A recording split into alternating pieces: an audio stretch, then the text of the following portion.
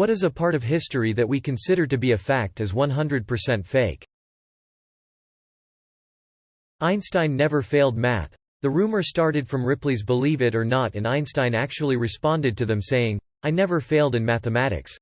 Before I was 15 I had mastered differential and integral calculus." He wasn't very good at the non-science related classes though and did fail French. That Hitler was a raging, shouting maniac in person. I think we want to believe that he would be that way because the idea that someone who was polite and low-key could be so evil is really disturbing. According to his personal secretary and many people who knew him, Hitler rarely showed anger and was subdued but friendly and private. Trottel Junge was there during the incident that inspired the scene in the movie Downfall that became a meme, and she said that she was completely shocked to hear Hitler raise his voice. She had worked for him for over 2 years. I think that's mainly due to his speeches and the clips of him clearly on amphetamines. You would think that because most of the time you see a Hitler speech, you are getting a short clip of the end of the speech. He was a very gifted and very theatrical speaker. His intent was to provoke emotion in the crowd, and he would work up to the dramatic parts. If you watch the whole thing, and understand the language, you see the whole effect he is working up to. You only see the last 2 minutes and he looks like a raving lunatic. Ninjas dressed in all black to stay stealthy in the night or something like that. Ninjas dressed like normal people to blend in. The all-black look stemmed from Japanese theater to make it more obvious to the audience who the ninjas were. If they wore all black it'd be quite obvious and they'd stick out like a sore thumb. Edit. Most of you pointed out it also came from stagehands. That makes a lot of sense too. General public not being aware that classical Greece and Rome had colored paints all over those statues, much less colored dyes in their clothes. Edit. Point being, we tend to believe that there was a lot of white in the classical period, which isn't actually the case. The Boston Tea Party didn't have some grand celebration. A lot of the colonists were confused and it's recorded as one of Boston's most quiet nights. The Irish famine wasn't just a natural disaster, there was plenty of food in Ireland, it was just exported to Britain. Edit. Clarity. The lady who sued McDonald's didn't do so frivolously. She received third-degree burns from how hot that coffee was, and needed a skin graft. It was quickly found that that location was keeping the coffee well above the temperature you can legally serve a hot drink in a cup at. The fact that most people think this suit was over the temperature of the coffee, and not the debilitating burns that woman received, is one of the PR world's greatest triumphs. You are not immune to propaganda. There is a joke saying that Austria's greatest success is making everyone believe that Mozart was Austrian and Hitler was German. Marie Antoinette saying, "Let them eat cake." Although as I recall weren't her last words actually an apology to her executioner for tripping over his foot. Yep. Then he chopped off her hair to sell as souvenirs. I know that in the US, as late as the 20th century, the same thing would happen to people who were lynched. You'd see knuckles, fingers, toes in store windows the next day. The community would come out and bring their cameras. They'd send pictures of the lynchings in the mail as postcards to their relatives. It would be publicized in the news and people from all over would visit to see it. People would brutalize the person being lynched before, during, and after the lynching. They would set them on fire, beat them, cut them. And, once they finished, take body parts as souvenirs, to keep or sell. The victims of this brutality were almost always black and were killed specifically because of their skin color. Many committed no crime at all. For instance, this is what happened to Mary Turner, who was 19 years old and 8 months pregnant, in 1918. A mob hung her upside down from a tree, doused her in gasoline and motor oil, and set her on fire. While Turner was still alive, a member of the mob split her abdomen open with a knife. Her unborn child fell on the ground, where it cried before it was stomped on and crushed. The mob then shot hundreds of bullets into her body. Mary's crime was speaking out to defend her husband from accusations of murder after he was lynched. Her lynching was one of more than a dozen that happened, all to try to find the murderer of one man. May 1918 lynchings. Carrots are good for eye health, but won't improve your eyesight. Nevertheless, people have been telling me all my life I should eat carrots to see better. The reason people think that is during WW II the Royal Air Force had this new radar system and they didn't want the Germans to know about it. so they spread the rumor that the reason their pilots could find their planes so fast was that they ate carrots. Edit. See top comment below from Willem Dafoe's Huge Cock. Great username. I've probably been duped also.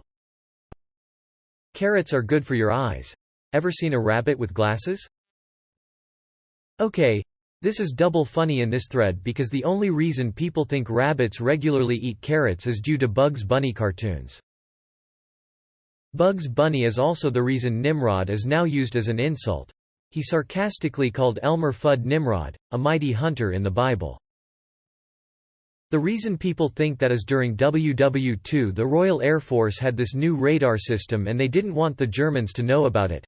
So they spread the rumor that the reason their pilots could find their planes so fast was that they ate carrots. Without wanting to get too meta on you, this is also a piece of fiction widely accepted as fact. I found out quite literally 2 days ago. Link Brian Leggett, assistant curator at the Royal Air Force Museum in London, has a different view. I would say that whilst the British Air Ministry were happy to go along with the story of carrot improved vision, they never set out to use it to fool the Germans, Leggett says. The German intelligence service were well aware of our ground-based radar installation and would not be surprised by the existence of radar in aircraft. In fact, the RAF were able to confirm the existence of German airborne radar simply by fitting commercial radios into a bomber and flying over France listening to the various radio frequencies, he adds. Whatever the fuck is on the History Channel nowadays. Paul Revere did not run around Massachusetts shouting the British are coming because if he did everyone would look at him like he'd lost his mind. Almost everyone in the colonies was British. He actually said, the regulars are coming. Ned Kelly's last words being such as life. That was made up by the reporter. So many Aussies have it tattooed or have big stickers on their 4x4s, but I guess oh well doesn't have the same ring to it. That people used swords and axes all the time. Spears. It's spears, most of human history has been spears. Vikings used spears, samurai and knights used spears. Hell, bayonets exist because people felt you always need a spear, even with a rifle in your hand. William Blake said, when the stars threw down their spears, and watered heaven with their tears. Which is stupid. No one throws down their spear. Spears are great for poking people to death. Not sure if quite at the level you're asking for, but it seems to be common knowledge that people didn't fight back against Germans in WW2 and it's because they didn't have guns or were cowards. They fought back a lot. The largest was likely Link. It just turns out that normal people fighting against a military tend to do poorly. That historically people, especially the peasant class of medieval Europe, stank. This is born of two factoids. Firstly, that people very rarely if ever had baths. And secondly, that people rarely if ever washed their clothes. Both are kind of true but misleading and with massive caveats. First, bathing. Think of the amount of work involved in preparing a bath in the days before hot running water. You go to the well, get a bucket of water, lug it back across the village to your house, put it in a pan over the fire to heat it up. That's one bucket. You'd have to do that half a dozen times at least. Even if you've got servants to do all the actual work, it would take a lot of servants a lot of time to get you a bath ready. But that doesn't mean people didn't wash. Most people washed daily using a basin of water and a cloth, basically a sponge bath. Soap made of animal fat and ash has been around for thousands of years and is pretty effective at lifting dirt off the skin. As any one of us who's had to sponge bathe for a while, e.g. after a surgery, will know, it may not be ideal, but it gets the job done. Films generally portray peasant with smudges of dirt all over the face, but that's just lazy costuming. And now the clothes. True, the outer layers, the layers that we see, were very rarely washed because most people only owned one set and they could be very difficult to wash effectively. But you have to remember people, even peasants, wore a lot of layers, so that the layer we see was really the equivalent of a coat, and was never really against the wearer's skin gathering sweat. How often do you wash your outer coat? For people in roles where external dirt was very likely to get onto the clothes, aprons and other easily removable garments were used. The layers worn right against the skin, a full dress like smock for women and a long shirt for men, long enough to tuck around the genitals and butt and also do the job of underpants, were changed and washed as often as possible, because they were the layers that got the body sweat etc. on them. They were made more simply and usually of cheap, hardy fabric specifically designed for easy laundering. TLDR medieval peasant were not filthy and stinking. They washed their clothes and bodies as best they could. Bill Clinton did in fact have sex with that woman. I haven't seen this on here yet, but no one in the town of Salem was actually burnt at the stake during the witch trials. Most of them were hung, muhaha, with one being crushed under rocks. But with most of the kids in school now reading The Crucible, I think this'll start being more well known. Edit. Grammar, for those who really care. Edit 2. I'm not very informed, so I'm not surprised that people have been reading The Crucible long before my school or the school before it has. It was written in 1958, after all. Edit 3. Hung, hanged, hung, etc. The only crime here is me getting more upvotes than the question. Romans indulged in food so much they had a special place to go and vomit so they could eat more. Maybe that has been dispelled by now, but many still believe it. That the Spanish Armada was destroyed. They did lose 44 ships out of 137, and the British also didn't beat them off with a small force. Their navy was actually significantly larger with 197 ships since they were joined by the Dutch Republic. A decisive defeat? Yes.